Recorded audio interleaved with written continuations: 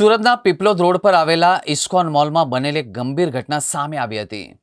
હવે જીમમાંથી નીચે આવતા સમયે લિફ્ટમાં 9 વ્યક્તિઓ ફસાઈ ગઈ હતી.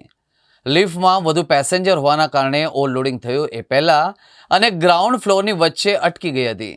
વેસુ ફાયર સ્ટેશનની ટીમ તાત્કાલિક ઘટના સ્થળે પહોંચી અને તમામ 9 વ્યક્તિઓને સહી સલામત રીતે બહાર કાઢવામાં આવ્યા હતા. સુરતના પીપલોદ રોડ પર આવેલા ઇસ્કોન મોલમાં લિફ્ટમાં ફસાયેલા 9 વ્યક્તિઓને સુરક્ષિત રીતે બહાર કાઢવાની ઘટના તાજેતરમાં બની હતી.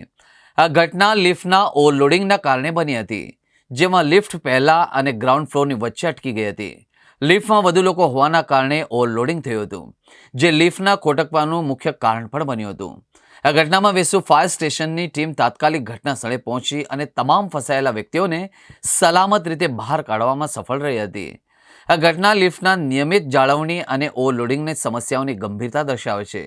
આ પ્રકારની ઘટનાઓથી બચવા માટે લિફ્ટના નિયમિત જાળવણી, ઓવરલોડિંગની ચેતવણી અને ફાયર અને રેસ્ક્યુ ટીમની તાત્કાલિક ઉપલબ્ધતા મહત્વપૂર્ણ છે.